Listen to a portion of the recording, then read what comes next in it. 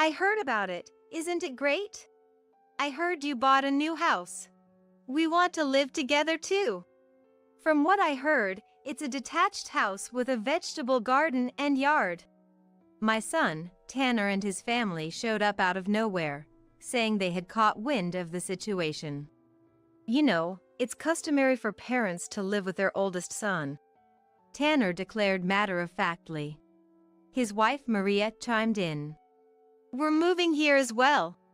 If you refuse, don't expect us to take care of you when you're old. Tanner threatened, completely disregarding our feelings on the matter before leaving abruptly. The plan worked out perfectly, didn't it? My daughter, Michelle, laughed, but with a hint of sadness in her eyes. Yes, I can't wait for moving day, I replied, trying to stay positive despite the circumstances. On the day of the move, after the initial flurry of activity had settled, I turned on my phone to find numerous missed calls from Tanner. Mom, where are you now? What the hell is this? The place hasn't been renovated at all, he yelled, his voice filled with indignation. Oh, but I did have it thoroughly cleaned, you know. Michelle helped out too, and it was quite the task. From now on, you'll have to keep it tidy yourselves, I explained calmly. When Tanner and his family, who had so forcefully insisted on moving in together, finally arrived at their new residence, they were greeted by an unexpected sight. My name is Michaela Thompson, and I'm 62 years old. Currently, I live alone on my widow's pension. My husband Andrew, who was 3 years my senior, passed away from illness last year at the young age of 64.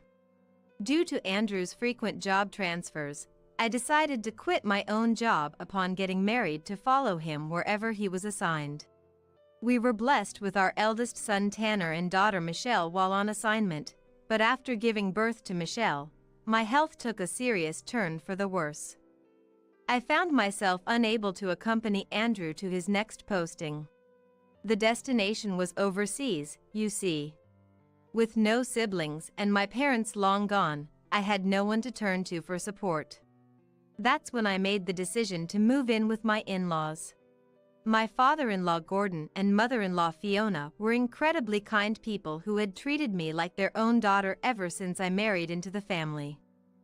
Assured by their warmth, I accepted their offer to live together. However, no matter how lovely people may be, actually sharing a home can be quite different from what one imagines. Through my experience living with my in-laws, I would come to learn this lesson all too well. Gordon and Fiona doted on Tanner excessively. Tanner is the heir to the Thompson family name. Perhaps it was because his grandparents showered him with such praise, but his arrogant behavior gradually became more and more noticeable. I'm the successor of the Thompson family, so I'm in a different league than the rest of you, he would boast. When I first moved in with my in-laws, separated from Andrew, Tanner was only 5 years old, just a preschooler.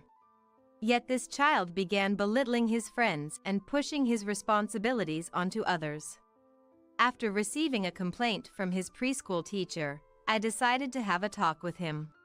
Tanner, why would you say such things to your friends? I asked gently.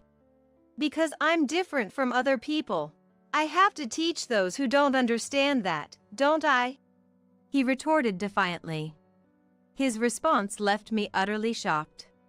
How on earth did you start thinking that way? Tanner, you're the same as your friends. If you keep saying things like that, they won't like you anymore. I tried to reason with him. I'm special, that's why. Grandpa and Grandma said so. They told me I'm smart and great, Tanner yelled before bursting into tears. He tore away from my grasp and ran off to Gordon and Fiona's room. I was left standing there, dumbfounded. Did my in-laws really say such things to Tanner? Sure, they doted on him a lot.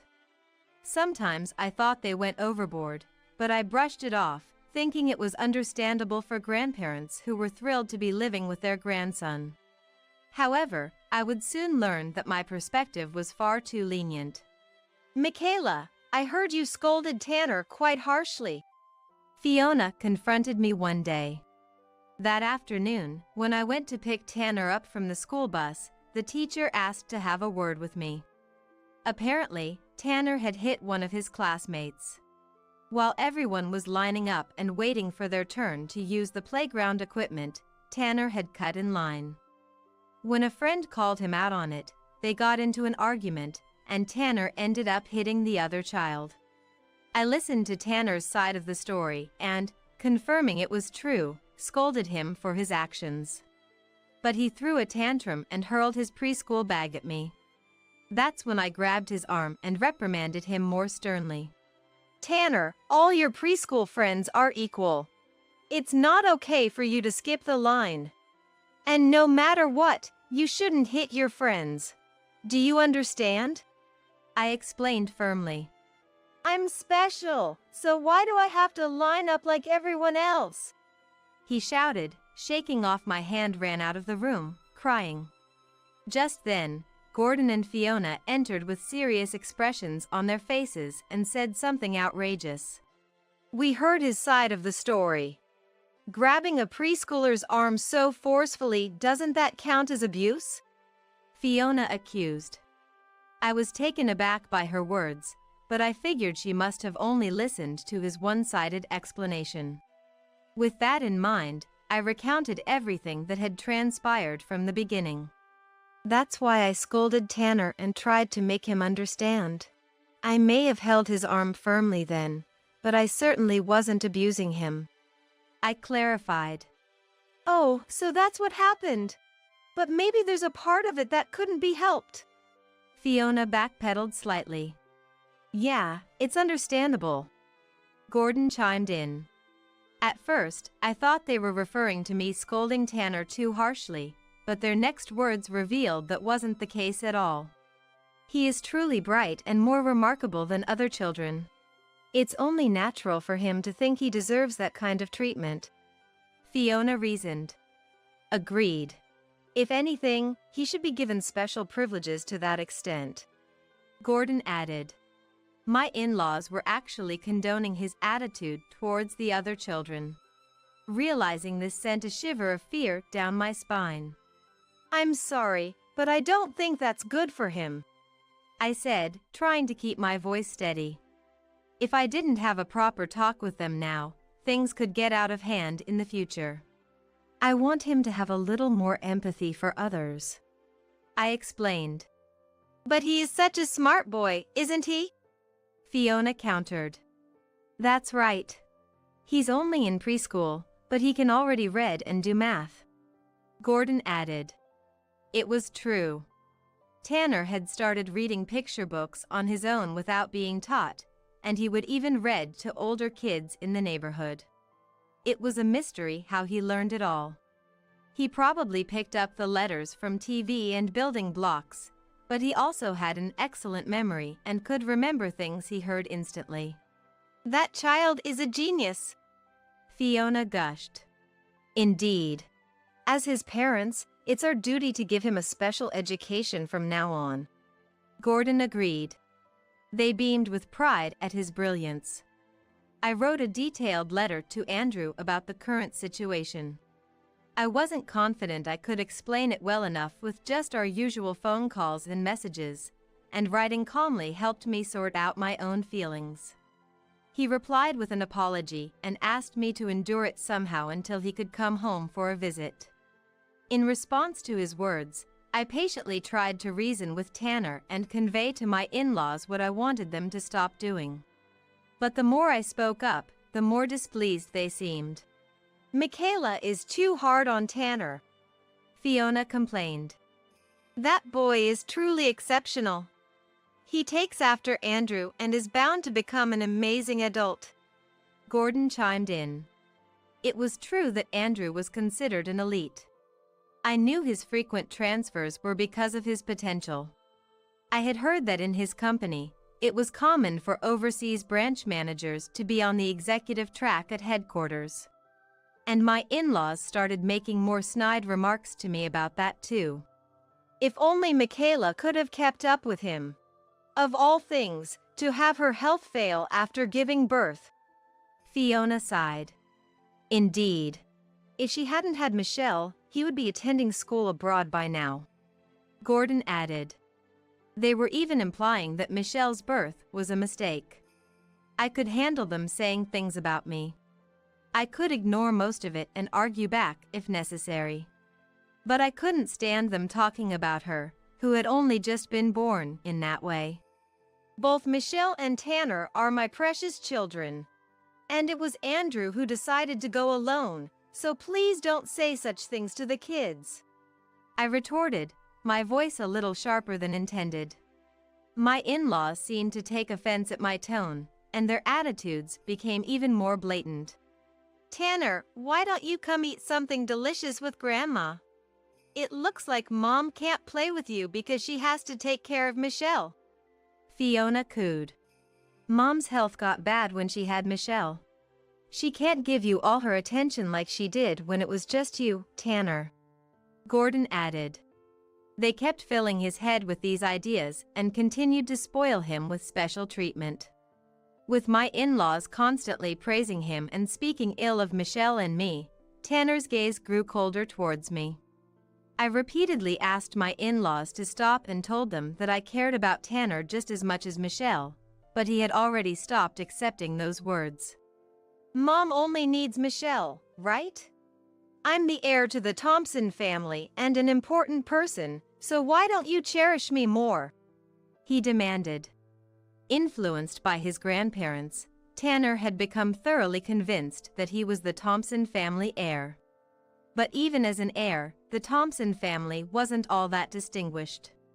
Gordon was the third son to begin with 2 older brothers. The family's assets consisted of a house, some land, and a gravesite. Even the eldest son was an ordinary office worker, not the type to put pressure on the main family. I heard that while the eldest and second sons had graduated from university, Gordon had failed his entrance exams. His parents told him they couldn't afford to let him be a Ronin, so he got a job right out of high school. I sensed that he had a bit of an inferiority complex towards his brothers because of this. So, when the brilliant Andrew graduated from a top university and landed a job at a top-tier company, it seemed like Gordon had finally gotten his revenge on his brothers. I had heard stories like that. I had also graduated from a university considered prestigious, so I suppose that's why they had treated me well up until now. But now, I had become an enemy in the eyes of my in-laws and Tanner. I wanted to take Tanner and Michelle and leave if possible, but my recovery was slow, and I wasn't even in a state where I could freely take care of myself. With no other choice, I tried to avoid causing disputes as much as possible and simply prayed for my health to improve while waiting for Andrew to return. About a year later, Andrew finally came home for a short visit. It was for various procedures and health checkups. Andrew wasn't on vacation, so he had a lot to take care of. But in between his trips to the company, he came to understand the current situation well. Andrew's overseas assignment would continue for at least another 3 years.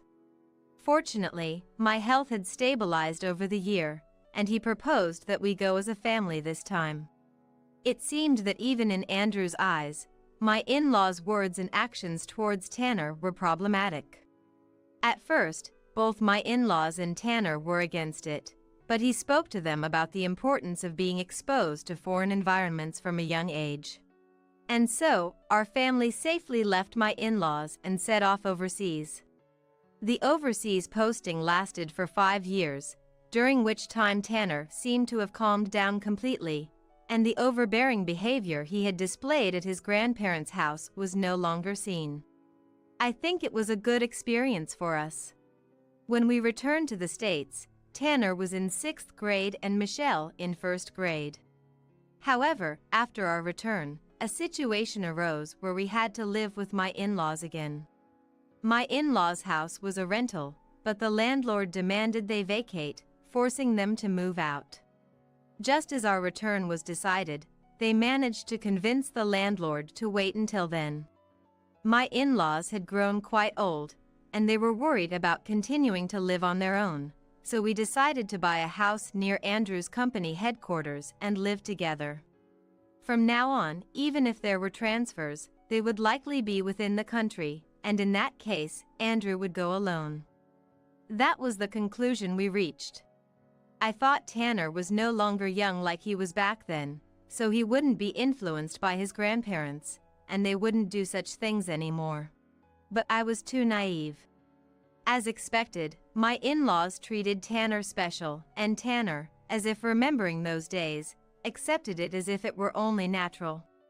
We couldn't kick out my elderly in-laws, and both Andrew and I did everything we could, but Tanner had grown up to be exactly the kind of person his grandparents wanted.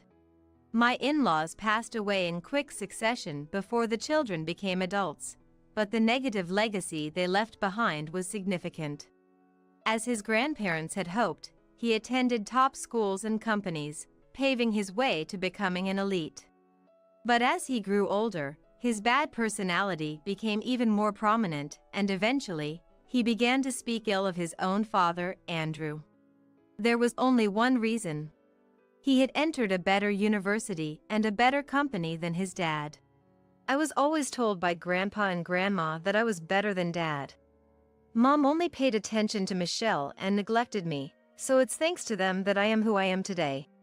Tanner reminisced about his grandparents and mocked us, his parents. And he treated his sister Michelle like she was a bug. You were spoiled by Mom growing up.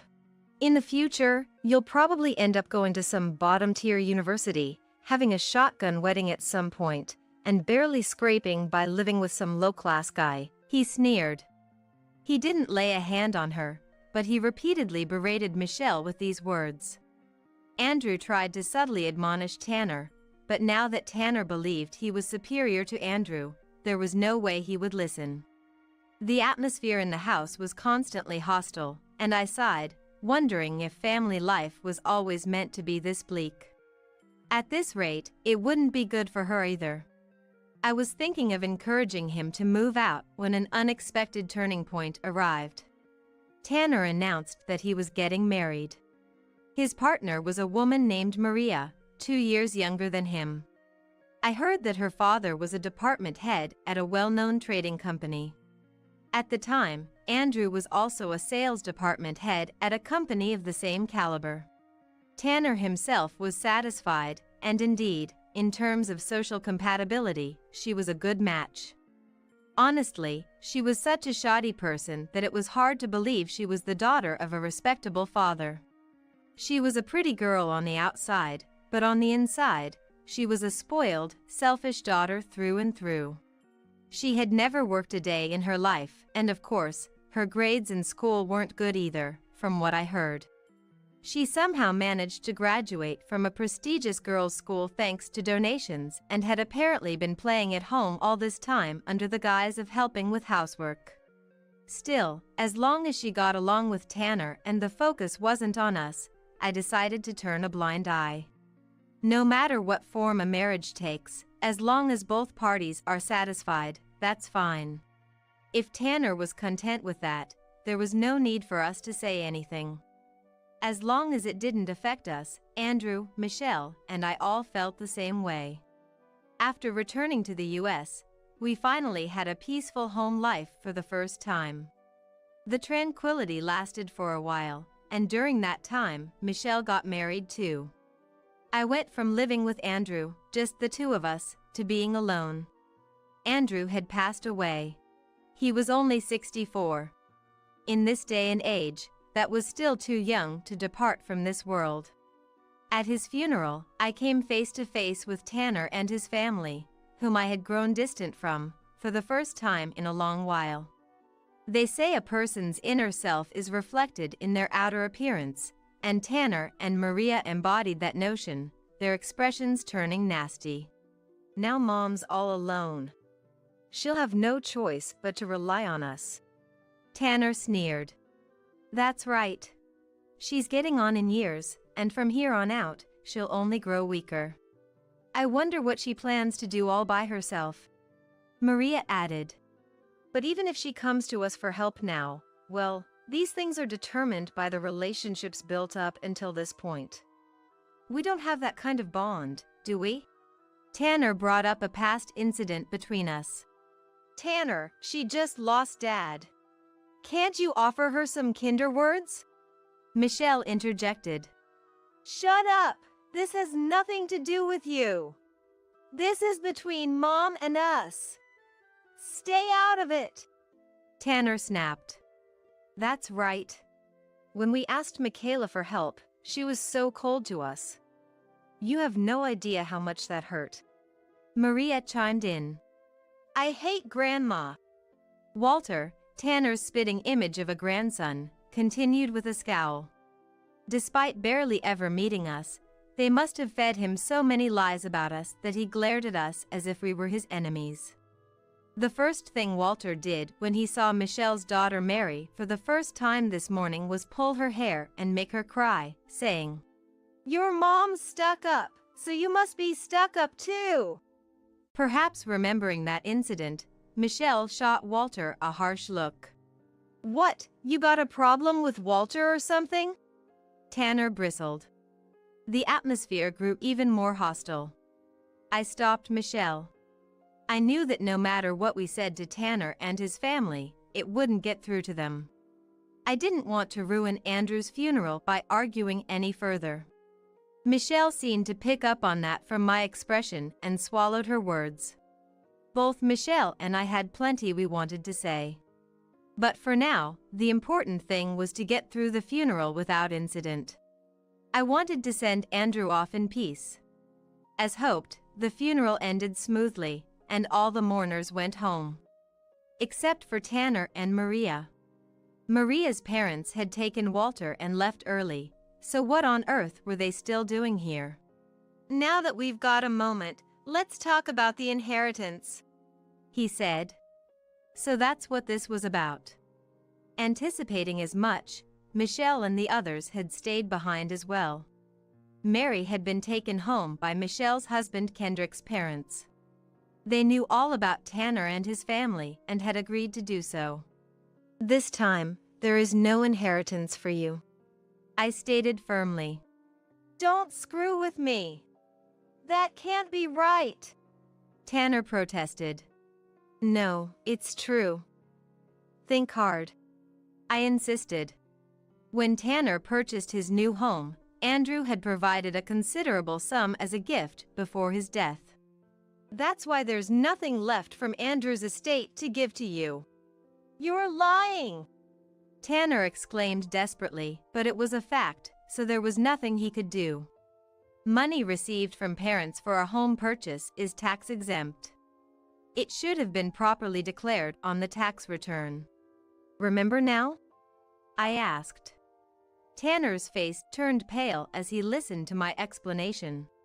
He had conveniently sealed away that memory. He must have been really counting on Andrew's inheritance.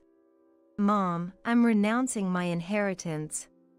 Please use the money Dad left for your life from now on, Michelle said, ever the kind daughter.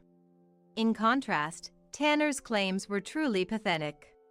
No, I've set aside a proper amount for Michelle to receive. Mary will need education funds in the future, and Andrew would scold me if I didn't make sure Michelle accepted it.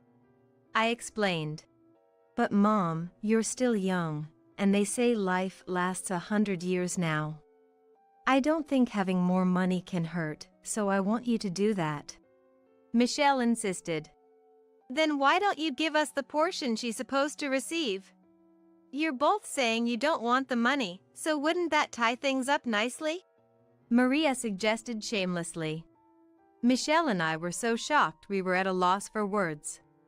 I couldn't believe she could say something like that without any embarrassment. Even more surprisingly, Tanner chimed in. Yeah, let's do that. Come on, it's fine, right, Mom? Get out! How many times do I have to tell you, there's nothing for you? Leave before you make me any angrier, I shouted.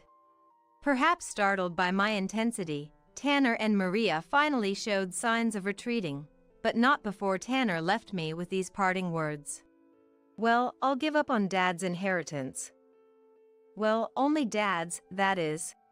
"What's that supposed to mean?" I demanded. "Shut up, it's got nothing to do with you." "See you later," he said dismissively. I was sure he was now after the inheritance I would leave behind. I needed to take action while I was still healthy and able. As I was contemplating my next move, an unexpected opportunity arose. Apparently, there were plans to redevelop the area where I currently lived. Ultimately, they wanted to build a large apartment complex, so a salesman from a major construction company came to talk to me about selling the house. The current house was a pre-owned home I had bought when I returned from overseas to live with my in-laws. It held memories of Andrew, but also many unpleasant ones. In this house, influenced by my in-laws' words, Tanner had become the person he was today. Of course, it wasn't entirely my in-laws' fault. I couldn't do anything about it either, so in a sense, I was just as guilty. Remembering that filled me with a complex, indescribable feeling. "Why don't you sell it and move to a place where you can live more comfortably, Mom?" Michelle suggested, giving me the push I needed. I decided to sell the house and simultaneously began to put a certain plan into motion. "I heard the news. Isn't that great? I hear you've already bought a new house. We want to live with you too. From what I've heard, it's a single-family home with a vegetable garden and a yard." Somehow, Tanner and his family had caught wind of it and came to me with those words. "I thought I told you before, there's nothing for Tanner." I reminded them. "That was Dad's inheritance, right? The money from selling the house is your asset, Mom. In other words, it's your future inheritance. I should have a right to that, shouldn't I?" Tanner said with a nasty grin. "Mom's inheritance? Tanner, are you that eager for her to be gone?" Michelle asked, outraged. Hey, don't get the wrong idea. I said future, didn't I? I don't remember saying today or tomorrow." Tanner backpedaled. "That's right, Michelle. Is your hearing going bad? We came to have this talk for Michaela's sake, so she can live a long and healthy life." Maria chimed in, a beautiful yet somehow vulgar smile on her face. "For her sake, so she can live a long and healthy life? What exactly are you talking about?" Michelle demanded. "It's simple. Maria and I will live with her," Tanner declared. "What did you say?" Michelle asked, her eyes wide with exaggerated surprise as she looked at Tanner and Maria. "Michaela is only going to get older from here on out. It would be more reassuring for her to live with us, don't you think?" Maria reasoned. Normally, an offer from one's children to live together would be appreciated. But coming from this couple, there was nothing to be happy about. "I'm sorry, but I'll have to decline," I said firmly. "Why?" Tanner asked, incredulous. "I heard you're about to be kicked out of the house you're living in now. It's the house you built with the gift from Andrew and help from Maria's father, right? How did it come to this?" I asked pointedly. I must have hit the nail on the head. Tanner clicked his tongue and turned his face away, looking displeased. "Shut up. What does it matter?" he grumbled. "That's right. We're going to be living with Michaela from now on, so we don't need to think about our current house anymore," Maria added. The couple was clearly trying to avoid discussing their current living situation. "Anyway, it's decided that parents live with their oldest son," Tanner declared. "We're moving here too," Maria chimed in. "If you refuse, we won't take care of you for the rest of your life," Tanner threatened. Completely ignoring my opinion, Tanner and his family left with those parting words. The plan worked out perfectly, didn't it? Michelle said with a laugh, but there was a hint of sadness in her voice. "Yes, I'm looking forward to moving day," I replied. This was the certain strategy one had been working on while selling the house. Tanner and his family had fallen for it nicely. Even after that, Tanner and his family contacted me numerous times, but I never gave them a clear answer and continued to evade the topic of living together. "I've told you, I have no intention of living with you," I repeated. "Are you sure you can say that?" "We'll seriously abandon you, Mom," Tanner warned. "If that's how it is, then so be it. In any case, we won't be living together." I stood my ground. No matter how many times I said it, he and his family persistently hounded me. I suppose it couldn't be helped. After all, he and his family had no money. I heard that their current house was mortgaged due to debt, and they couldn't even continue paying the interest. My estrangement from him and his family, and their subsequent downfall, began the year Michelle took her university entrance exams. "You're kidding, right? Michelle got into the same university as me? I can't believe it," Tanner scoffed. It seemed he couldn't stand the fact that his sister Michelle, whom he had always looked down upon, had been accepted into the same university as him. When she called to report the good news, he hung up as soon as he heard it.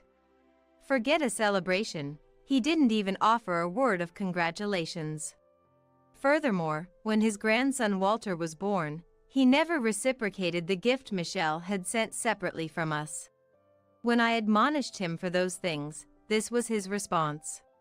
"I bet you're thrilled that Michelle got into the same university as me. But she's just a woman, after all. She'll never catch up to me. You'd better remember that, because she'll learn it the hard way someday." Since then, we'd been estranged from him. Andrew and I had resigned ourselves to the situation, thinking it couldn't be helped. But then one day, out of the blue, Tanner called with this request. "I want you to cover the cost of our housekeeper. Maria's dad stopped paying for it, so our house is a mess. You've never done anything for us, so you can at least do that much, right?" According to Tanner, this is what happened. Maria's father's manager had fallen from power. Nothing happened to her father himself. He simply lost in the internal power struggle at the company. An opposing director became the new president, and Maria's father was relegated to a sinecure position. As a result, they no longer had the leeway to support Tanner and the others. Maria had no housekeeping skills to begin with, and the luxurious house they had built with Andrew's gift and her father's aid had always been cleaned by a housekeeper. Although Tanner was a high earner, his income wasn't enough to sustain such an extravagant lifestyle. So, he came to me seeking assistance. "Tanner, didn't you see me cleaning the house all this time? Maria doesn't have a job, and she's not ill. If you don't have money, you and your wife should clean up yourselves," I told him. "Maria was raised as a lady, unlike you. We can't make her do that. I didn't climb the corporate ladder just to do housework. Don't you get it? A parent should want to help their child in need," Tanner argued.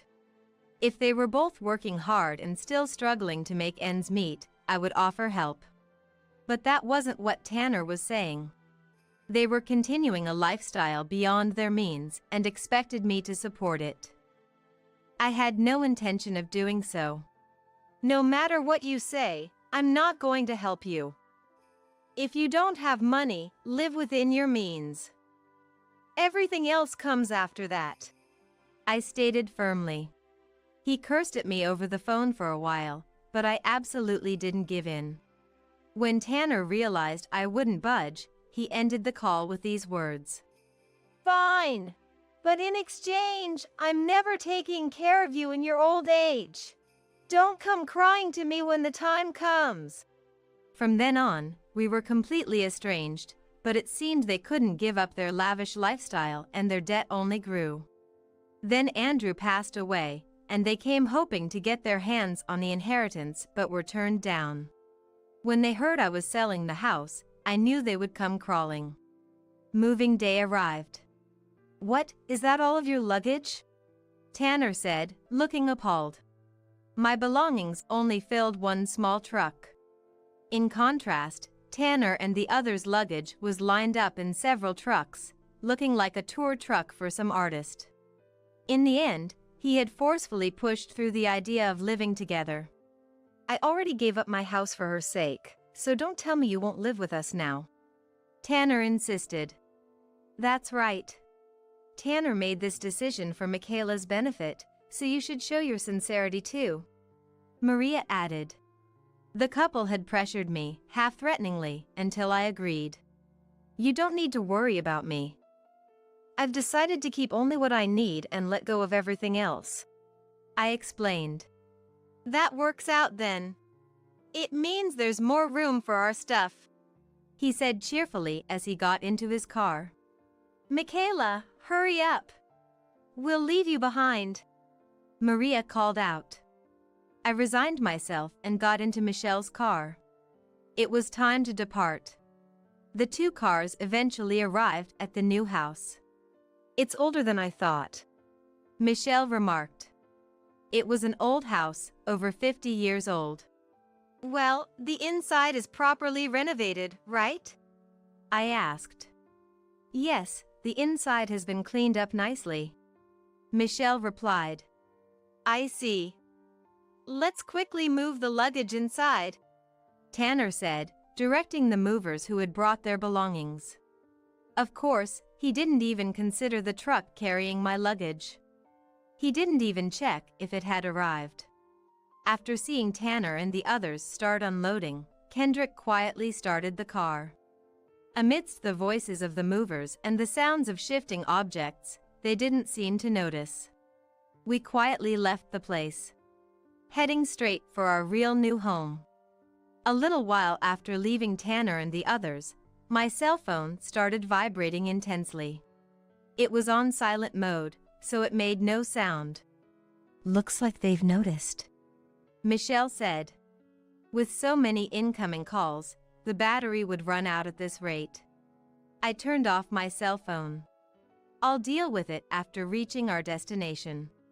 After driving for a while, we arrived at our true destination. "All right, please take care of it," I said. The luggage was being carried one by one into the neatly arranged house. Actually, we had moved some things in advance a few times.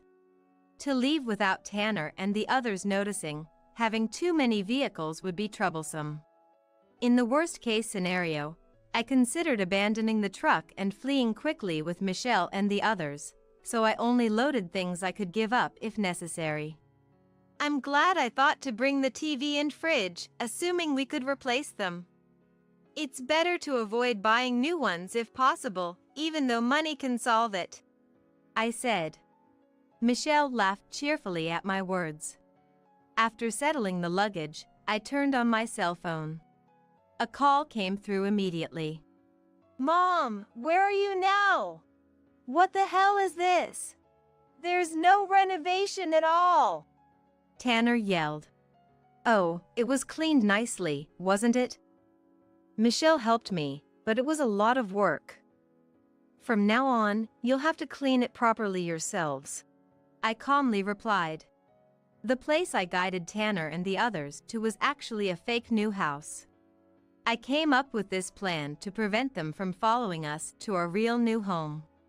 "You don't have a place to live, right? So I'm giving you that house. It's a gift from my assets while I'm still alive," I said. "Huh?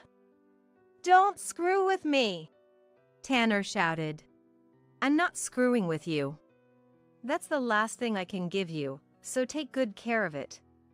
Oh, and make sure to file your tax returns properly, or you'll be in trouble," I stated firmly. The house is much cheaper than the amount Andrew gave Tanner for purchasing a new home. After all, it was built right after the Pacific War and is barely livable. You lost your job and have no income now, right? That land is designated as farmland, so you could grow vegetables with Maria. You shouldn't have trouble feeding yourselves, I suggested. There's no way we can do that, Tanner protested. Why not? Everything we eat is grown by someone. There's no reason you can't do it too. Tanner insisted he was an elite and looked down on those who worked up a sweat or got dirty doing farm work. A little hardship and developing a sense of gratitude would do him good. Oh, and I figured you might have trouble getting by until the harvest, so I stocked the kitchen with rice, seasonings, canned and instant foods, things like ramen. Consider it my last act as your mom. Be grateful for it. I could hear Tanner saying something, but I silently hung up the phone. I'd need to keep in touch for a while longer. Once everything was settled, I'd cancel this cell phone. For the sake of my new life. No matter how much they complained, the Thompson family had no choice but to live in that new house. They'd lost their old home, unable to pay back their debt. And Tanner had lost his job too. His arrogance and condescension towards others had earned him repeated warnings during internal audits. But he never reflected on his behavior or tried to improve his attitude. In the end, he was demoted and he quit, declaring he'd go to a company that recognized his true value. Tanner was so convinced he was special, he seemed to think companies would be lining up to hire him. Reality wasn't so kind. No company would willingly take on someone who caused those kinds of problems. Desperate, he'd apparently gone to great lengths to try to sell that house, but it was a property he'd gotten for next to nothing due to lack of buyers in the first place. No matter what he did, he couldn't find a buyer. Giving up and continuing to live there was his only remaining choice. Now, it seems he's receiving the bare minimum of assistance from Maria's father and has started growing vegetables in the fields. If they work hard, they shouldn't have trouble feeding themselves. I heard Maria, who had never worked a day in her life, is even helping with the farm work, sweating under the sun. Of course, they have to do their own housekeeping too. Apparently, she has even taken a part-time job to make ends meet. Walter, who was the spitting image of Tanner, seems to have learned from seeing his parents' transformation. I heard he transferred schools and now gets along quietly with his friends without acting arrogant. That's the one thing that puts my mind at ease. I know it was a pretty harsh judgment, and I sometimes wonder if it was really the right thing to do. But I don't want Walter to end up like Tanner. He doesn't need to become an elite. It's enough if he grows up to be a kind, ordinary person. I believe that wish will come true. I actually moved to a quiet suburb in the neighboring state. I'm living there with Michelle and her family now. She encouraged me to sell the house and offered to let me live with them. We both have jobs we can do from home, so we can move anywhere. Why don't you come live with us, out of Tanner's reach? My granddaughter Mary has allergies, and they were thinking of moving somewhere with clean air. Michelle convinced me it was perfect timing, and I gratefully accepted. Since moving here, Mary has gotten much healthier, and I'm spending my days in peace. Like I told Tanner back then, I decided to keep only what I needed and let go of everything else. The biggest thing I cut out was Tanner and his family. If I had kept ties with them out of a sense of parent-child obligation or blood relation, I never would have found this tranquility. It's unfortunate things turned out this way, but I feel unburdened now and I'm looking forward. I can spend the rest of my life here with my daughter and her family in peace. Here are only 10 excellent employees. As everyone is being served a meal, there's no place set for me. It's clear to anyone that this was done on purpose. I had no idea she could be so immature. I'm completely dumbfounded. She's waiting for my reaction with a nasty grin on her face. Since I'm apparently not an employee, I'll be leaving, I said, turning my back to leave. She laughs crudely, confident in her victory. Don't ever show your face here again, she spits out. You're the one who won't be showing your face anymore, I retort, leaving those parting words as I exit the venue. My name is Olivia, and I'm 33 years old. I've been working at a food company for 15 years now. My current role is in accounting, handling various tasks from managing expenses, organizing receipts for supplies and reports, to overseeing project budgets. I'm what you'd call a dropout. I didn't go to college and instead started working at this company right after high school. My family's financial situation was tough, and we couldn't afford the luxury of higher education. My parents tried their best to send me to college, but I chose to start working instead. I wanted my parents, who had worked so hard to put me through high school, to have some relief as soon as possible. While I sometimes envied my friends who went on to college and experienced campus life, I found it interesting to gain various experiences as a working adult. At first, I made a lot of mistakes and often relied on my seniors, but whenever I failed, I made sure to thoroughly investigate the cause. When I succeeded, I looked for ways to further improve. Perhaps thanks to those efforts, I'm often entrusted with handling important company documents. I feel a sense of fulfillment in being useful to the company, and I find my work rewarding. That's when a certain piece of news came in. Did you hear? The section chief is retiring. Oh, really? Has the next chief been decided yet? I asked. Well, apparently they're going to have someone new join the company and take over. Emily, who started at the company the same year as me, shared. I was surprised. There were a few people I could think of who seemed likely to be promoted. But if they're appointing someone hired mid-career as the section chief, they must be quite exceptional. That's what I thought at the time. On the day the rumored new section chief was to join the company, the department members gathered for the morning assembly. A woman entered the room, her heels clicking loudly against the floor. Attention, everyone! Is everyone here? I'm Risa, your new section chief starting today. Let me make one thing clear, I don't need any incompetent people here. You better work hard so you don't get transferred, she declared in a high-pitched voice, puffing out her chest as she greeted the team.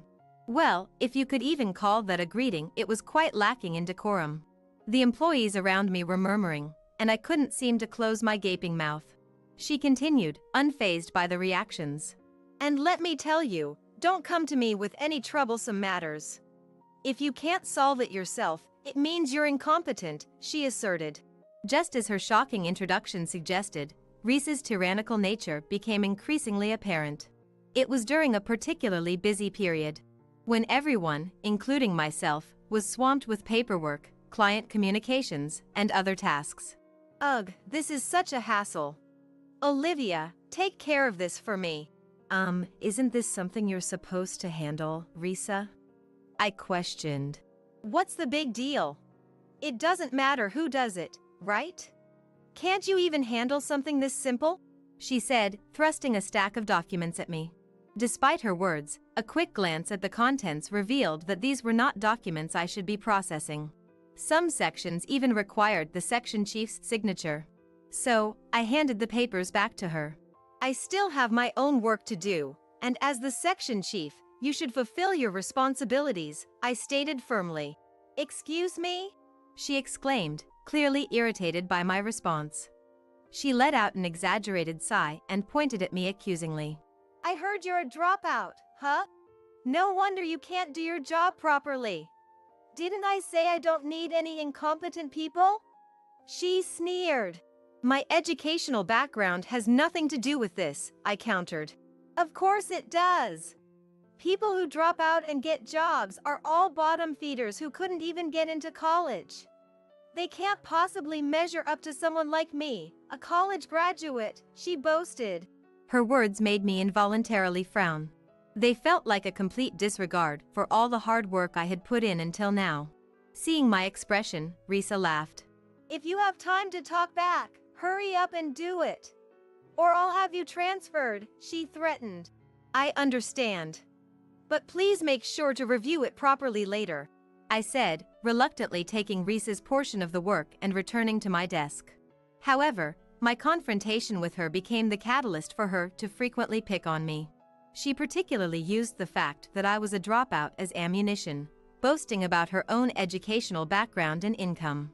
Well, if it isn't the low-educated employee working hard again today. I bet a dropout like you can't even do basic calculations, right? Are you sure you can handle checking the documents? She taunted. I've done this task countless times before and have already double-checked everything, I replied calmly. So that means you can only handle routine tasks, doesn't it? We don't need employees who lack adaptability, Risa retorted condescendingly. Even when our superiors were present, Risa's tyrannical behavior went unchecked. They turned a blind eye to her actions. I grew suspicious of the situation. The thing was, Risa went to great lengths to avoid doing any work herself. At first, I thought she was just lazy, but she avoided work to the point where I questioned why she even had a job. The tasks she was responsible for were so simple that anyone could do them. Realizing that things couldn't continue like this, I decided to consult with Nick, the department head and Risa's superior. However, Nick's response was far from satisfactory. Risa is purposely delegating work to help you all grow.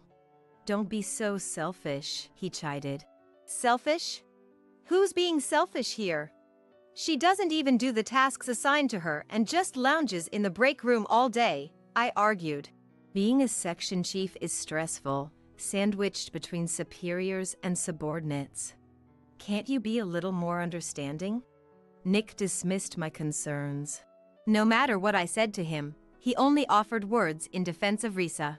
Yet the current situation was dire, with even the bare minimum of work not getting done. I persistently appealed to Nick to do something about it, but his answer never changed. All I'm hearing from you is complaint after complaint about Risa. Is that why our department's efficiency is declining? He accused. That's what I'm saying, the cause is her. I tried to explain. I don't want to hear any more excuses like that. Pushing the blame onto others for your own shortcomings. Aren't you ashamed as a working adult? Nick berated me. Through this exchange, I became convinced that I couldn't expect anything from him. At the same time, my suspicions grew stronger towards Nick, who excessively defended Risa. There might be something going on here. I resolved to investigate the two of them. Then one day, Risa announced that she would be holding a dinner party for the department employees. Apparently, she found it ridiculous that a welcome party hadn't been held for her, an absurdly shameless reason to host one. The employees were bewildered, but upon hearing that the venue would be a famous, high-end steakhouse reserved exclusively for the occasion, they couldn't help but get excited. More people than usual were gathered around Risa. As for my own feelings, I was in no state to be happy about it. However, I decided to attend the dinner party to confirm something.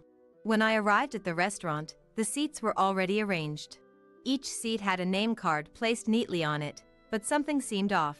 There were 11 people in our department. Yet, there were only 10 seats prepared. Everyone took their designated seats according to their name cards. As a result, I was left standing there. Then, I heard Risa's loud laughter.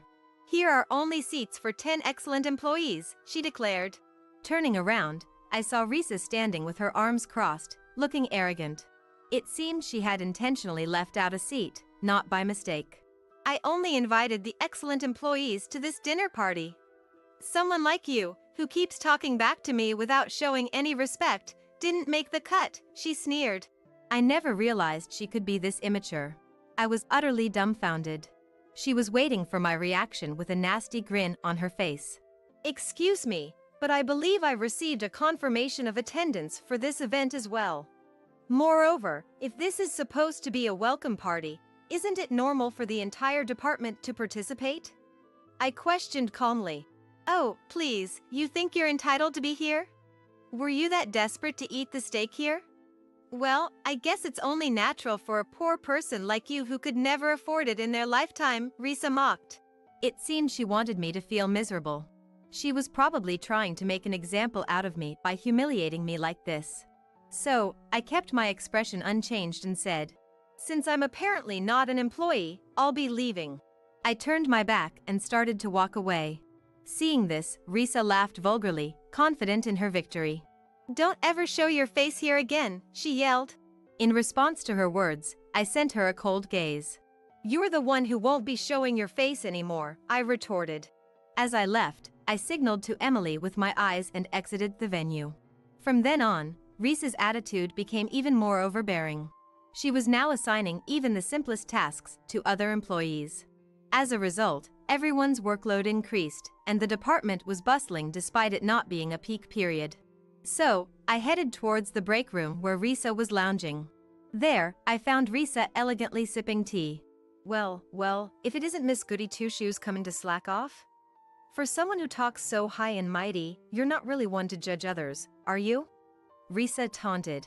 I've properly finished my own work, so taking a break is a natural right, I replied calmly. Yeah. Having a dour woman like you around just makes my tea taste bitter. Risa scoffed, looking down at me with an air of superiority. I placed a stack of documents on the table. These are the documents that you need to review, Risa. The deadline is tomorrow morning, I informed her. Tomorrow morning? Why didn't you tell me earlier? She exclaimed. I've reminded you multiple times. Wasn't it you who refused to listen each time, Risa? By the way, these are important documents, so if you miss the deadline, you won't get off with just a scolding, I warned. Risa's hand trembled as she held her tea. She glared at me. In return, I looked down at her with cold eyes. In fact, these were the documents I had repeatedly asked her to review. However, I didn't fail to notice how they always remained untouched on her desk. These need to be submitted to the higher-ups, so please take care of them as soon as possible, I urged. This amount is impossible. You figure it out yourself, Risa demanded. I don't have the authority to do so. As the section chief, please handle it properly, I stated firmly. With that, I left the break room. I could hear her shouting something behind me, but I pretended not to hear. Of course, I didn't expect someone like her to comply so easily, so I was already considering my next move. I made my way to Emily's desk. How was the dinner party? Did it go well? I asked. Yes, it went smoothly. Is there anything else I can do? Emily responded. That's great. There's one more thing I need your help with, I said, making a request to her. As the workday came to an end, Risa tried to leave in a hurry. Are you finished, Risa? I questioned. You're so annoying. Of course I'm done. That much was a piece of cake, she snapped. I find it hard to believe that you could finish that amount of work in such a short time, I remarked skeptically. Risa's face turned bright red as she flew into a rage. What's your problem? Unlike you, I'm competent. They're just documents that need to be signed, right? She yelled before storming out of the office. She seemed completely unaware of the gravity of the situation. But the more foolish she was, the better it worked in my favor, so I finished my work and decided to head home.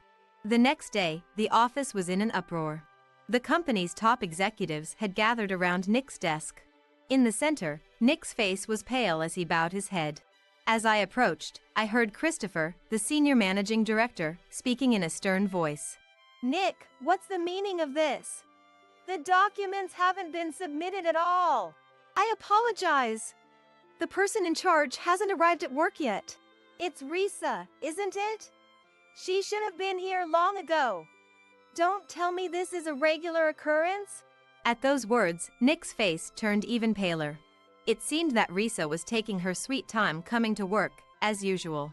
And then, as if on cue, for better or worse, Risa arrived at the office. Good morning, everyone. Phew, the train was so crowded, so I had to catch the next one.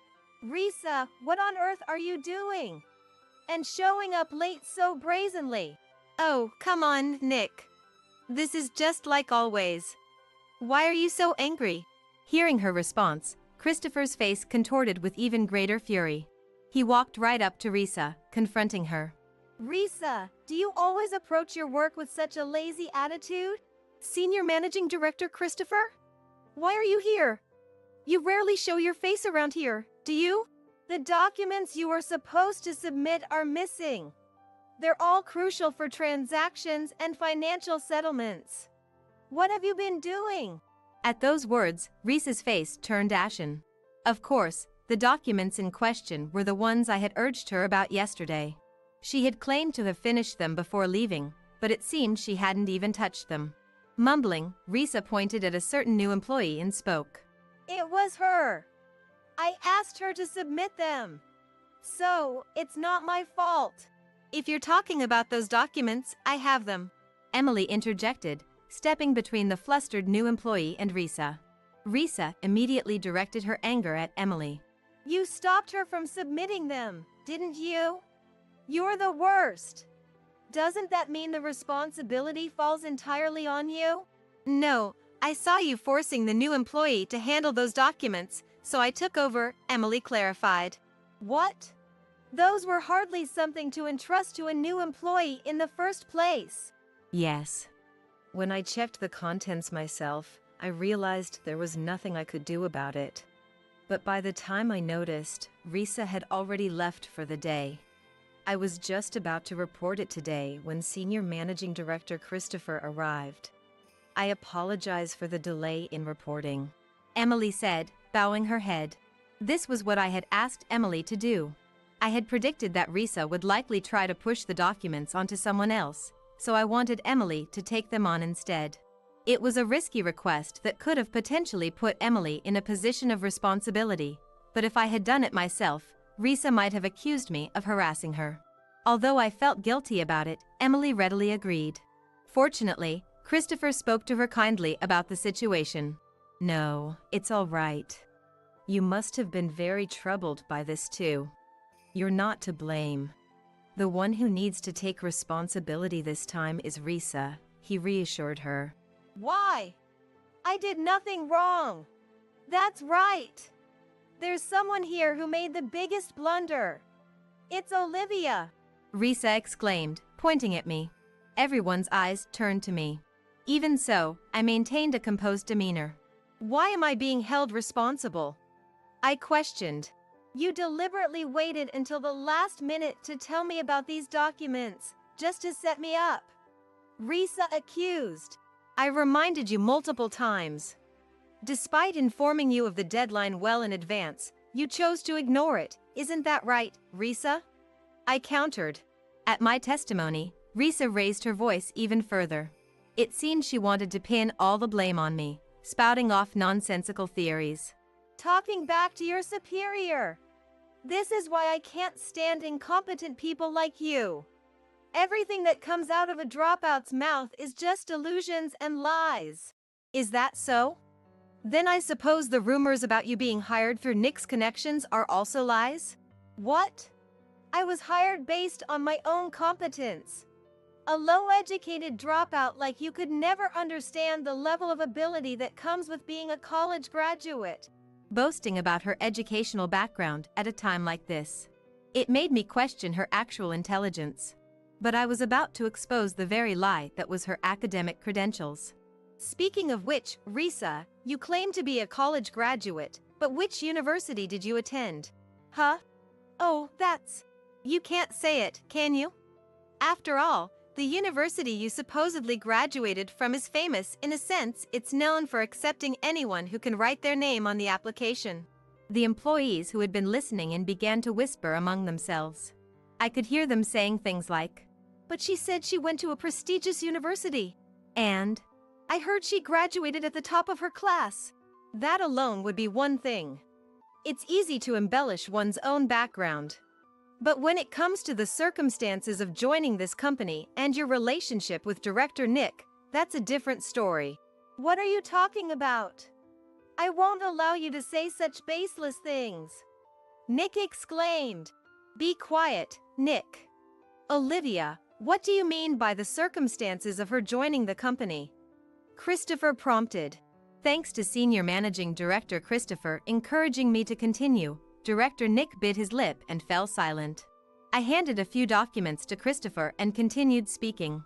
Section Chief Risa bribed Director Nick to join this company and even obtained the position of Section Chief. What? That's slander. Where's your proof? Risa demanded. The evidence lies in what happened at the steakhouse you used for your own welcoming party. Risa, looking completely baffled by my words, snorted and said, So what? I'm telling you to show me the evidence. This is why low-educated people are hopeless.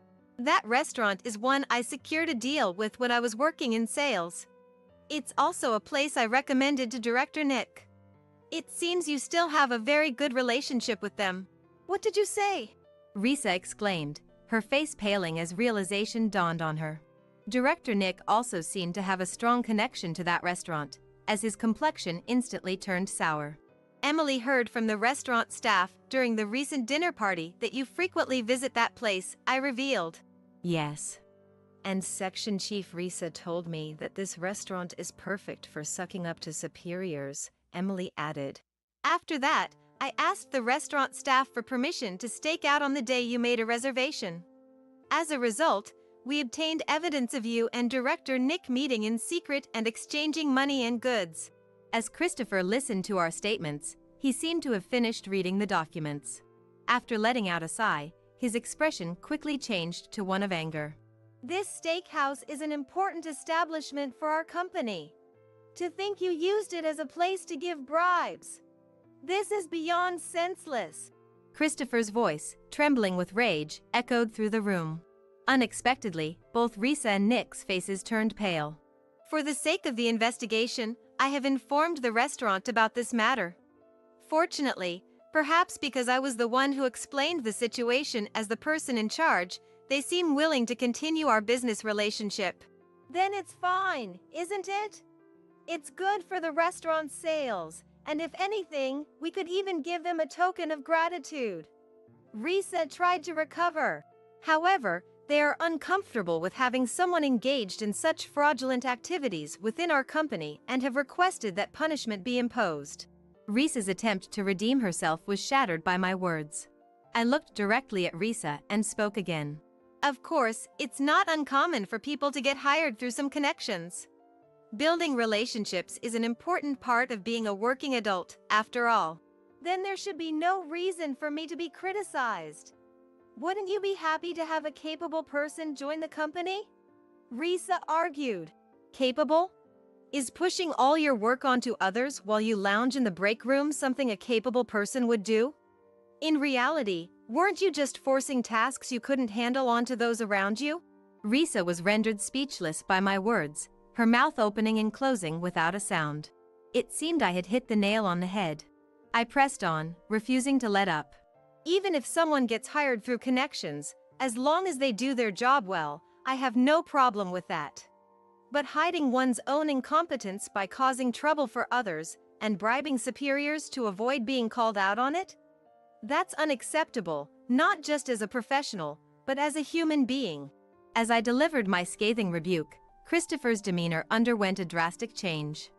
Gone was his earlier agitation, replaced by an unsettling calm. He spoke quietly, his voice cold and unwavering. We will conduct an official investigation into this matter. If any wrongdoing is uncovered, appropriate disciplinary action will be taken. I will personally apologize to the other party involved. Faced with Christopher's overwhelming presence, neither Risa nor Nick dared to utter a word. Fixing his gaze upon the two of them, Christopher declared, As of today, Risa and Nick are suspended pending investigation. You are not to interfere with the proceedings in any way. You will remain at home until a verdict is reached. The weight of his words seemed to crush them, their bodies crumpling under the force of his judgment. In a desperate bid for mercy, Risa threw herself at my feet, clinging to my legs. Please, you have to do something. If I lose this job, my dad and mom will. Oh, so now you come crawling to the dropout you've mocked and belittled all this time? If I offended you, I'll apologize. That's what you want, right? An apology? I'll do it, so please. Her pleas were met with a gaze of utter contempt, my eyes cold and unforgiving. I delivered the final blow, my words sharp as a blade. As a top performer, I have no interest in incompetent employees. In the real world, merit and ability matter far more than a fancy degree. With that, I shook off her grasping hands and returned to my desk, leaving her to wallow in her despair. Under Christopher's furious admonishments, Risa and Nick slunk away, retreating to their homes in disgrace. In the days that followed, an official investigation was launched. It soon came to light that Risa had been funneling substantial bribes to Nick in exchange for her position and preferential treatment. As if that weren't enough, It was also discovered that Nick had been fraudulently expensing personal meals and entertainment, passing them off as business-related. Faced with such egregious misconduct, Nick was summarily fired, his employment terminated with immediate effect. To add insult to injury, he was slapped with a hefty fine, saddling him with a mountain of debt. His prospects for future employment were bleak, the circumstances of his dismissal serving as a black mark against his name.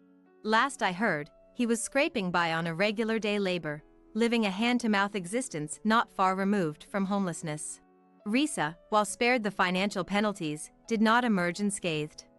It came to light that she had been deceiving her parents, claiming the money they gave her was for educational expenses when in reality, she was using it to fund her bribes. When the truth was laid bare, her family disowned her, casting her out to fend for herself. With no marketable skills beyond her ability to leverage connections, Risa found herself adrift. No company would touch her, her resume tainted by the scandal. She was forced to sell off her entire collection of designer goods, relying on the meager proceeds and what little savings she had to keep herself afloat. But even that was not enough. Emily later confided in me that she had spotted Risa working in the red light district to make ends meet. As for me, my role in maintaining client relationships throughout the ordeal, coupled with my efforts to uncover and expose the corruption within our ranks, earned me newfound respect and admiration from my superiors. In recognition of my contributions, I was offered the newly vacant position of section chief. Emily, too, was rewarded for her invaluable assistance. She was promoted to assistant manager, a well-deserved advancement. Emily and I decided to visit that steakhouse together to celebrate our promotions. "I can't believe I got promoted too!" Emily exclaimed, her eyes wide with amazement. "Apparently, there had been talks about promoting you for a while, but those two were standing in the way," I revealed, shaking my head in disbelief. "Really? Geez, all they ever did was hold people back," Emily sighed, her frustration evident. As she took a bite of the sizzling steak, the anger that had been etched on her face melted away, replaced by an expression of pure happiness. "Back then, I was so preoccupied with everything going on that I couldn't even taste the food. But today, I can truly appreciate how delicious it is," she declared, savoring each morsel with delight. "I'm so glad. To be honest, I was really disappointed that I didn't get to eat here last time," I admitted, cutting into my own steak with anticipation. As I savored the succulent meat, I couldn't help but think back to the moment when my senior had treated me to a celebratory dinner at this very restaurant after I successfully secured their business. It had infuriated me to know that this place had been used for such underhanded dealings, but I was relieved that we had managed to resolve the situation somehow. "We should come here to eat every once in a while," I suggested, raising my glass in a toast. With that, Emily and I clinked our glasses together, enjoying our delicious meal and the company of each other. "Taking care of Dad and Mom is all on you, my dear wife. If you oppose, I'll divorce you and sue for alimony, huh?" Could he really believe such an absurd demand would pass? I looked at Georgina, utterly exasperated. Alex stood there boldly, giving me a nasty smirk while looking at me. He must think I would accept his demand. Indeed, I've complied with the requests for the sake of the in-laws, believing it was the right thing to do. Regardless of Alex, I thought those two were good people. But now, having seen Brittany's true nature, I've lost all concern, let alone any sympathy. I smiled back at Alex. "All right then. Let's get a divorce. Don't come crying to me later. Talking back to your husband, what a failure of a wife. Good riddance. Choosing your job over Dad and Mom. Unbelievable." "Oh, my apologies for that." "Exactly. I'd prioritize Dad and Mom over my job any day. Unlike you, who's utterly heartless." Alex boasted too proudly. Then why didn't he take time off work now? Instead of pushing it onto me, he should just take a break and help out his parents. Blaming and pushing responsibilities onto me without lifting a finger, what a way to shift the blame. From now on, even if we see each other at work, Don't you dare speak to me. Ah, I should have chosen a different company. Alex's parting words pushed me to my limit. Then you're fired. What? Fired? You're not my boss. What are you on about? Gone mad from the divorce shock? I couldn't help but reveal a truth Alex was unaware of. I'm Ren, 40 years old. I run an apparel company. I started this company at 26. Having lost my parents early, I motivated myself by setting goals and focusing on achieving them. Decades later, I've dedicated my life to stabilizing the business, working tirelessly. As my friends got married one by one, I didn't even have a boyfriend. There was no time to play. I traveled for work, both domestically and internationally. There were years I don't recall taking any time off. Surrounded by relatives and acquaintances, I was often met with veiled criticism disguised as concern. Aren't you going to run out of time to have children if you don't hurry up? Is work really that enjoyable for you? Don't you get lonely? Arguing back would only invite more nagging. So, I took to leaving those situations with a forced smile as quickly as possible. All the effort I poured into my life paid off, and the company's performance steadily improved. Finally, I could afford to take regular breaks and had the luxury to enjoy my personal life. By this time, I was already 38 years old. At this point, I wasn't particularly keen on marriage, but the idea of having a good partner was appealing. That's when I met my husband, Alex. Our meeting was sparked by a soccer game. Suggested by a subordinate, I went to watch a game on a whim and met Alex there, cheering for the same team, and we hit it off. After attending a few games together, we started going out, and then he asked me out. Alex was the same age as me, but seemed remarkably youthful. He had many hobbies, from baseball to video games, manga, and golf, dragging me along to all sorts of activities. Having never really had time to play before, my time with Alex was incredibly exciting and fun. Being my first boyfriend at 38, I was honestly quite thrilled. One day, Alex broached the subject. Would you meet my parents? If I'm going to marry someone, it's going to be Ren. That's why I want to properly introduce you to them. This was about 2 months into our relationship. Caught off guard, I couldn't refuse, always looking forward to the fun times with Alex. Things went smoothly, and a week later, we visited Alex's parents' house. Oh my! To be dating such a lovely person, my son is a lucky man. Indeed. What a wonderful young lady. And for Alex to introduce a girlfriend to us, that's a first. He must be really smitten. Warm and welcoming, Alex's parents showered me with compliments, leaving me flattered and embarrassed throughout the visit. Alex, sitting next to me, smugly commented, "Right? A catch at 38. Right? A catch at 38. Though crudely put, it seemed meant as a compliment in Alex's way.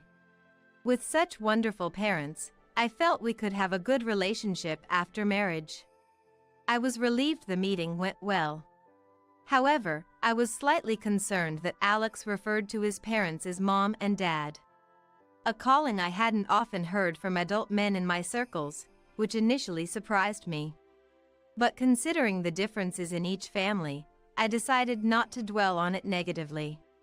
Alex seemed to have a good relationship with his parents, often praising his mother excessively. While endearing, some aspects felt off-putting at times. Like when the conversation turned to cooking.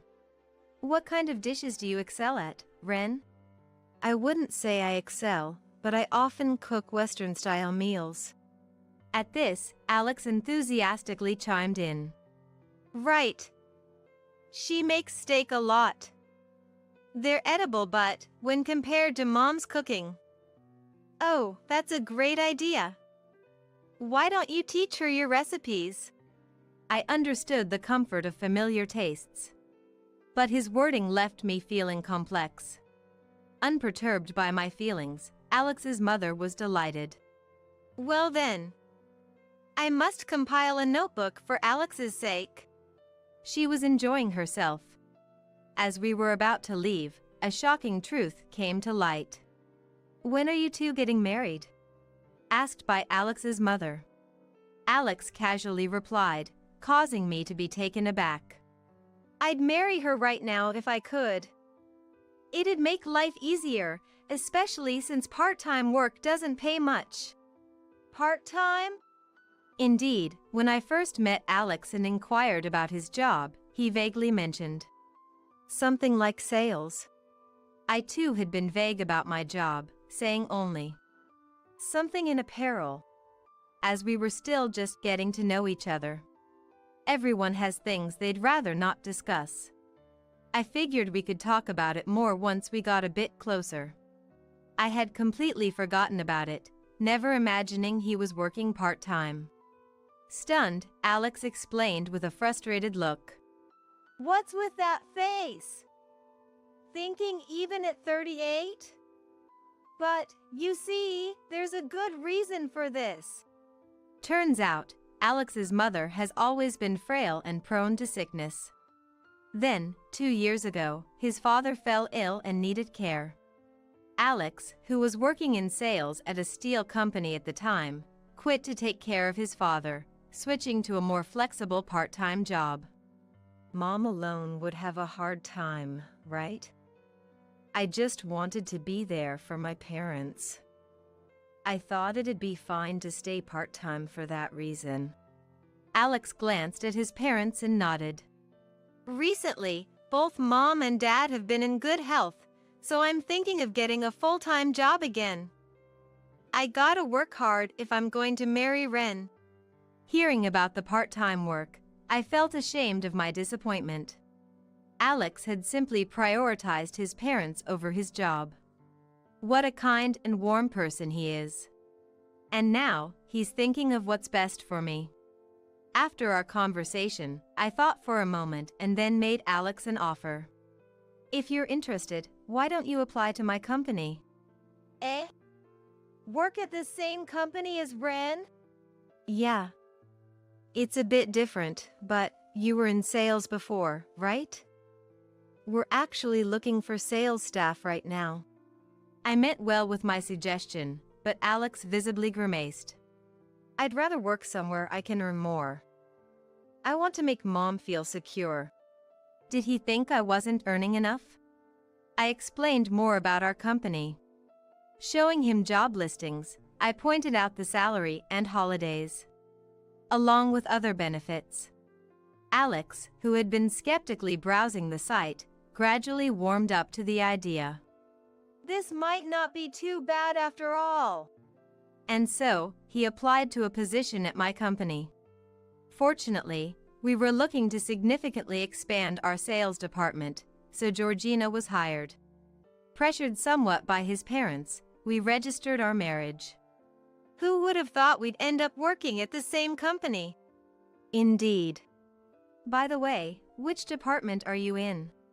It seems Alex still thought of it as just the company I work for, not realizing I'm the owner. I hadn't kept it a secret on purpose, but it felt awkward to bring it up, and I hadn't mentioned it yet. This seemed like a good opportunity, so, with a nervous heart, I was about to reveal the truth. Actually, Alex cut me off with an unexpected remark. Well, it doesn't matter. I'll probably quit eventually anyway. Eh? Quit. What did he mean by that? A bad feeling washed over me.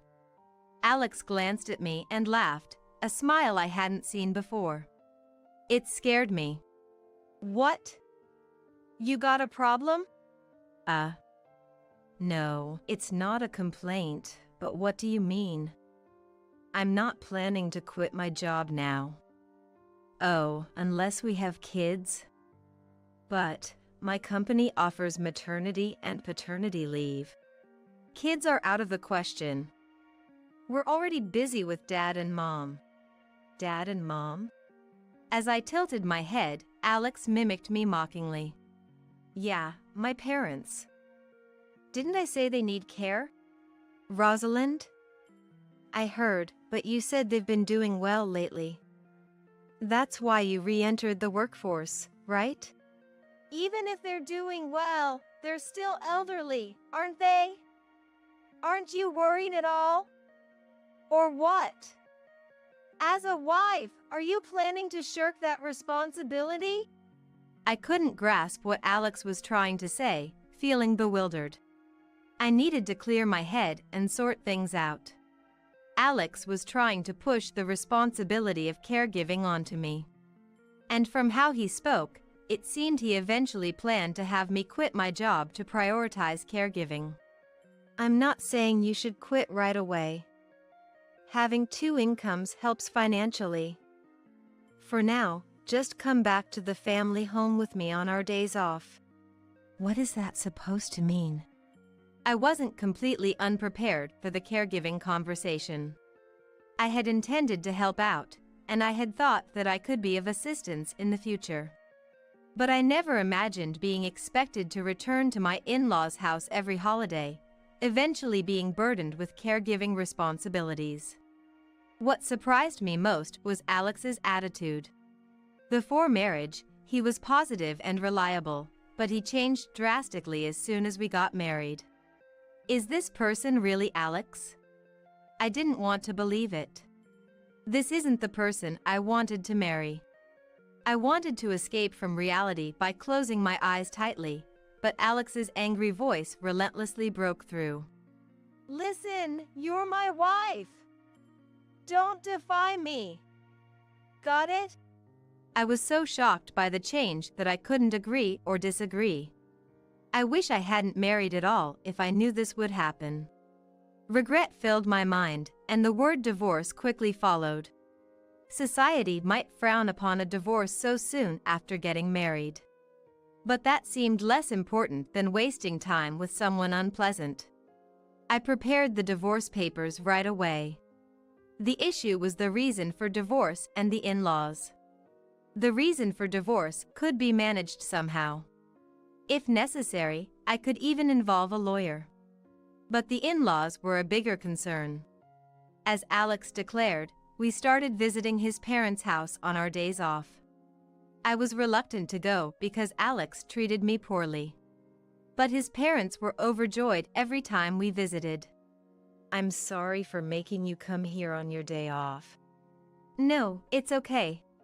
Brittany, teary-eyed with joy, made it impossible for me to rudely decline their hospitality.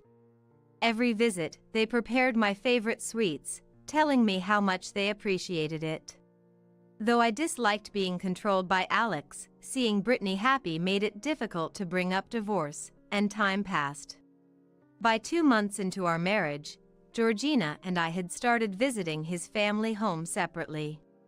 Our days off just didn't align anymore. Initially, I had forced myself to adjust to Alex's schedule. Meanwhile, I had kept it a secret that I was the president of the company. The Alex before our marriage might have been fine, but revealing this to the current Alex would only invite trouble. Although it would be easy to find out if he looked into it, luckily, Alex seemed oblivious. Alex was a source of concern both as a husband and as an employee, causing numerous problems at work. I wanted to resolve the issues at work quickly and get a divorce. But what about Brittany? Despite everything, I didn't want to upset them. Torn, I headed to my in-laws' house as usual. Lately, I had become accustomed to entering the house without waiting to be invited. Today, as always, I opened the door and took off my shoes. That's when I heard a familiar voice from the back. Undoubtedly, it was Alex's voice. He was supposed to work today, but perhaps his schedule had changed. Feeling awkward, I walked down the hall and was about to enter the living room when I overheard their conversation. That person, she's not very considerate, is she? And her housekeeping is subpar. She's earnest, but couldn't you find someone better? Indeed, it was Brittany's voice. However, the tone was so full of malice, unlike anything I had heard from her before. It sounded like something out of a movie, so spiteful and unlike the Brittany I knew. Yet, it was unmistakably Brittany's voice. Despite all the praise she had given me, the thought of the gentle Brittany saying such things tightened my chest. I didn't want to hear any more, but my legs felt too heavy to move. "Sorry, Mom. But, she's tall, so she might be able to carry you if necessary. With a bit of training, she could become more useful." Well, for now, she's pleasant and financially supportive, so I suppose that's acceptable. We're hoping for potential, I guess. Alex and Brittany were laughing carelessly as they spoke. As I listened, my heart pounded with the realization that they were talking about me. Georgina's constant complaints were one thing, but I was shocked to discover Brittany's hidden side. Brittany, who always seemed so grateful, who would lower their head in thanks repeatedly, making me feel almost guilty. We shared laughs over snacks and meals I had cooked. Regardless of Alex's intentions, I thought I had a good relationship with Brittany. I had hesitated on divorce partly because of Brittany. Yet, according to their conversation, I was merely a caregiving resource for Brittany as well. Brittany then added insult to injury with this remark. "For now, I'll keep praising her and egging her on. She looks so foolishly happy then. Alex, you should learn from me. A fool and his scissors are easily parted, as they say." Hearing this, I left the house as if fleeing. After calming myself down a bit, I contacted Alex and his family. "I'm going to be busy for a while and won't be able to visit or contact you. I'll reach out again later." Despite multiple calls from both Alex and his family, I ignored them all. Alex's angry messages were even recorded on the voicemail. "Do you think you can trouble Mom like this? Apologize to her in person right now. You don't have the right to refuse." As if anyone would comply after being spoken to like that. Naturally, I ignored this too. At work, I made sure not to run into Alex and started staying at a hotel after hours. During this time, I methodically prepared for divorce. Then, one day when preparations were sufficiently in place, I was finally caught by Georgina, who had been lying in wait at the office. "Hey! Ren!" Upon spotting me, Georgina looked like he was about to grab me but restrained himself, likely due to the presence of others. I decided to move the conversation to an empty conference room to talk with Alex. "I've been looking for you. What do you think you're doing? How many times have I called you? Do you have any idea how much I've been searching for you?" Alex was clearly furious. His breath was heavy, and his eyes, bloodshot and glaring, seemed to curse me with every look. As soon as we entered the room, he approached me with heavy footsteps. Then, standing right in front of me, he aggressively grabbed my wrist. "Let go! I told you on the phone, didn't I? I'll contact you when I've calmed down. Is there anything more important to you than my dad and mom? Do you realize how lonely you've made them feel by not being there?" Lonely? They were talking behind my back, and yet he dares to complain. I trembled with anger. I wished I could shut him up right there and hurl at him the worst insults I could think of. But I was too agitated to articulate my thoughts properly, so all I could do was grit my teeth and glare at Alex. Taking advantage of my silence, Alex continued. "Poor them, right? Even now, they're hungry because there's no food at home. Forget work today. You should just go back home." "Don't you dare tell me what to do with my work. You're not a child, and caregiving doesn't mean you can't move. It's about time you stopped being so dependent." I shook off Alex's hand and yelled, "I have an important meeting later today. There's no way I can just take off. And if it's so important, you should take a day off and go yourself." There was no need for me to sacrifice so much for such people. Throwing away important work for them? Alex probably never expected me to fight back. He staggered back, surprised. You're talking back to me. A wife's place is too. I've been thinking, your values are skewed. What do you mean a wife's place? They're your parents, aren't they? Shouldn't you be taking care of them instead of pushing it onto someone else? Indeed, Alex's work today was supposed to be just preparing documents and meetings in the office. The document preparation could be rescheduled, and the meetings could be rearranged if he asked others, without causing much inconvenience. If Brittany was so important, he should be the one to take time off. If he won't, it shows how little they matter to him. Yet he dares to blame and try to control me. Such a convenient mama's boy. Disgusting. What? That's ridiculous. Why should I, the husband, have to bow my head and skip work just to clean up after my wife? Clean up what exactly? It's time to make things clear. Listen up. Taking care of my parents is your job as my wife. If you can't do that, you're worthless as a wife. Alex launched into a tirade, puffing up his chest with rough breaths. As if trying to intimidate me. Was he trying to scare me? He seemed like some playground bully. Not scary at all. What even is the value of a wife? Why do I have to be evaluated? So, what exactly do you want from me? I asked, my voice laced with a sigh. Alex snorted derisively. Taking care of Dad and Mom is all on you, my dear wife. If you oppose, I'll divorce you and sue for alimony, huh? Could he seriously believe such an absurd demand would fly? I looked at Alex, utterly dumbfounded, but there he was, standing tall and proud, giving me a nasty smirk. He must think I'd comply with his demand after becoming attached to Brittany. Indeed, I had been accommodating to the in-laws, thinking it was for the best. Regardless of Alex, I thought those two were good people. But now, having seen Brittany's true colors, I couldn't care less, let alone feel any sympathy. I smiled back at Alex. All right then. Let's get a divorce. Huh? Alex sounded completely taken aback. Do you even understand what you're saying? Yes. I can't be the wife you want. So, let's get a divorce, shall we?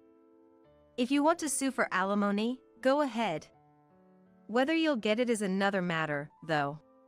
I pulled out the divorce papers from my bag and handed them to Georgina. I had been keeping them on hand ever since I considered divorce. Are you serious? Do you realize what you're doing? Yes.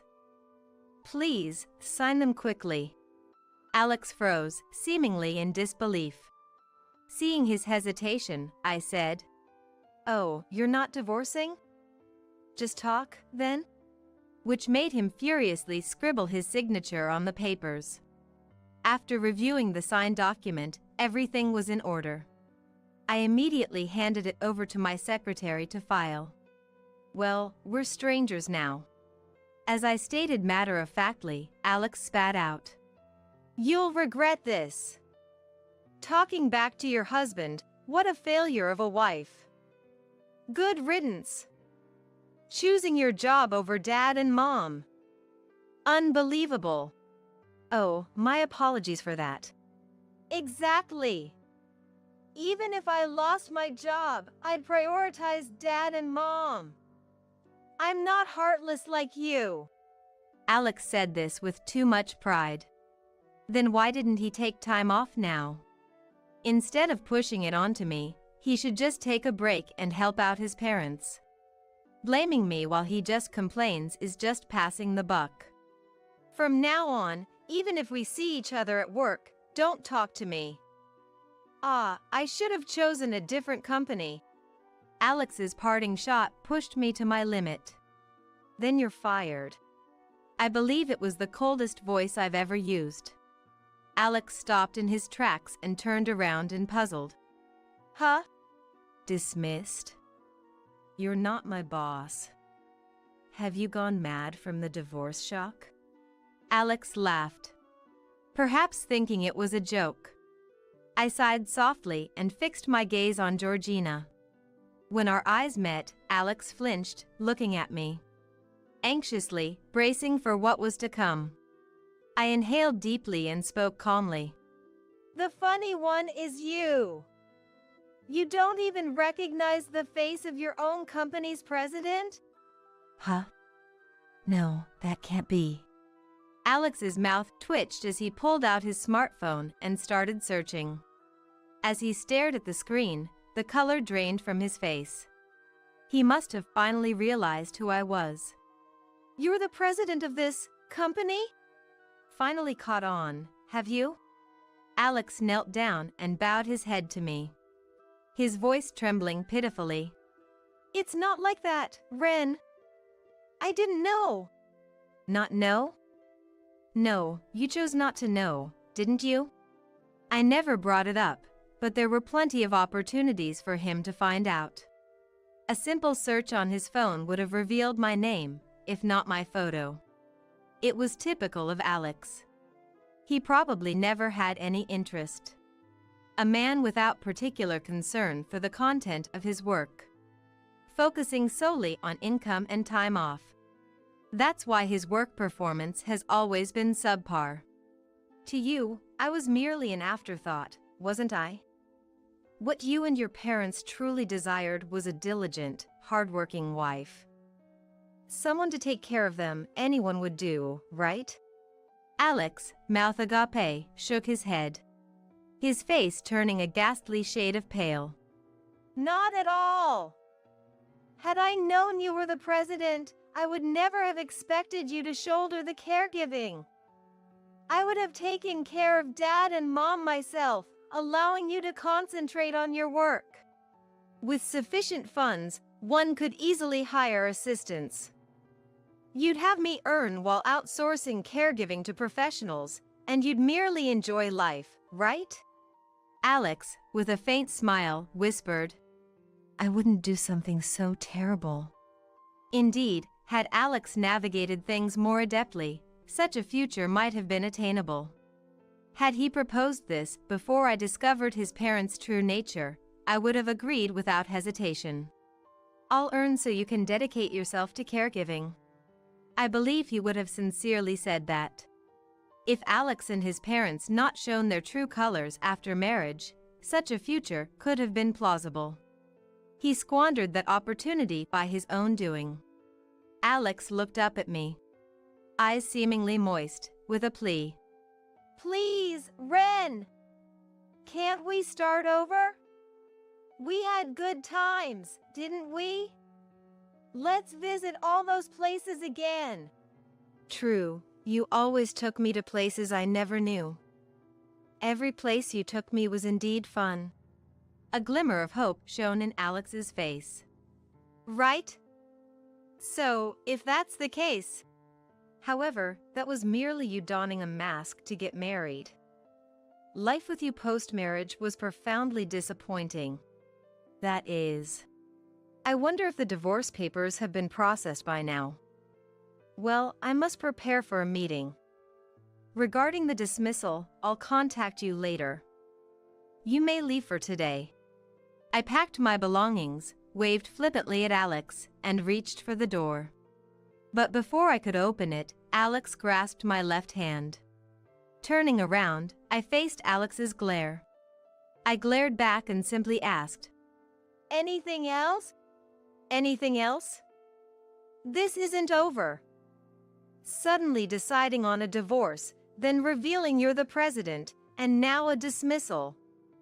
I can't just accept this. It's all too arbitrary on your part. The divorce was initiated by you.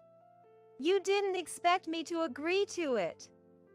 Moreover, you should have properly informed me that you were the president. It appears Alex had planned to use the divorce as leverage to control me. The revelation of my presidency must have been a shock to him. Blaming others and shirking responsibility onto his wife. Such actions are unbecoming of an adult. It's absurd that I had to set everything up for him, yet he never questioned it. He's always lived by blaming others. I'm at a loss for words from sheer disbelief.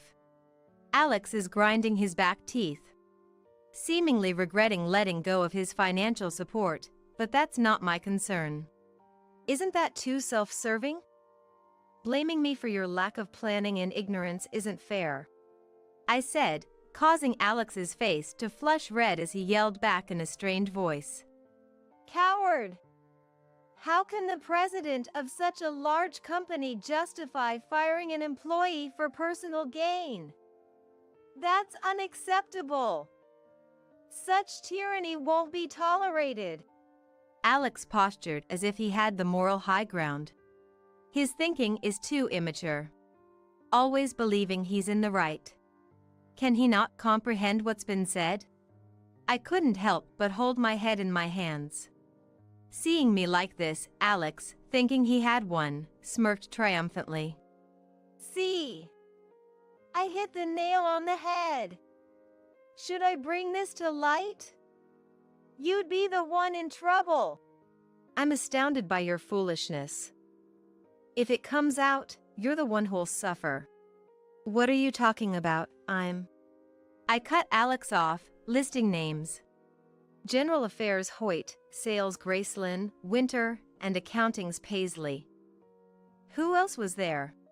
When I asked Alex, he began sweating profusely and looking away. What? What are you talking about? You know very well. I just named female employees you've been persistently harassing. They've come to me seeking help. Most employees don't know Alex is my husband. Only my secretary is aware. Among them, I received complaints like, I'm troubled by the constant invitations from sales Alex. At first, I doubted my ears. My own husband was hitting on multiple young female employees. And despite their rejections, he kept coming back. I was mortified and apologetic beyond words. I was just trying to foster camaraderie among employees, Alex defended. By specifically targeting women over a decade younger than you? And inviting them to hotels? What kind of camaraderie were you trying to build? There were messages sent from Alex to these women, undeniable proof. No matter what Alex said, there was no escaping it. You're not only underperforming, but you're also a nuisance to others. It's my job as president to remove those who are detrimental to the company, isn't it?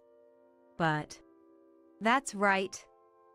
And from accounting, there's a report that you might be fudging expenses. What about that? Surely, you wouldn't stoop so low, would you? Alex averted his eyes and fell silent. Regrettably, it seems that was true as well. A mama's boy, a womanizer, and on top of that, a miser. Moreover, to think he caused trouble not just for me but for others too, it's disappointing not just as a husband but as a person. I'm disillusioned by my lack of judgment in not seeing him for what he was. Feeling inept for not having seen through such a person. I'll make sure all suspicions are cleared up before proceeding with the dismissal, so rest assured. Well, I'm leaving now. You better get along with your parents back home. Alex collapsed on the spot. Slumped over, muttering something under his breath. He must have realized it was all too late. Even as I reached for the door, Alex, now devoid of energy, didn't say anything more, and I left the room. Upon further investigation, all suspicions against Alex were confirmed. After making Alex apologize to the affected female employees, he resigned voluntarily, taking responsibility. Now jobless, Alex returned to live with his parents at home. A while later, he attempted to start working again part-time, but then something unexpected happened to Alex. Until now, though former Rosalind needed care, former Brittany was essentially able to manage daily tasks on her own. Thanks to this, Alex only had to help out occasionally. However, former Brittany has recently started showing signs of dementia, including instances of wandering at night. A father who physically requires care and a mother who is usually fine but occasionally shows symptoms of dementia. I just can't find peace anymore. We're running out of money too. Please help. I received a plea for help from Alex, indicating he was at his limit. If our divorce had been amicable and there were no hard feelings towards my former in-laws, I might have been inclined to help. But these were the people who had looked down on me as nothing more than a caregiver. There's no room for sympathy. It sounds tough, but I'm afraid I cannot offer any assistance. Furthermore, as we are now strangers, I kindly ask that you refrain from contacting me further.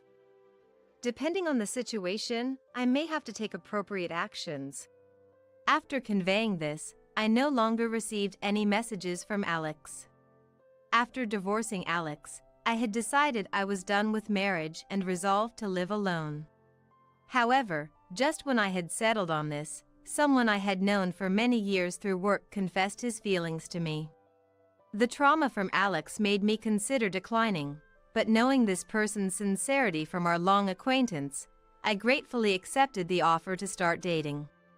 Whether this will lead to marriage, I'm uncertain, and part of me doubts, fearing a change post-marriage, but this person is the most gentle individual I've ever met. Moreover, since he is also a business owner, we can share and understand each other's work.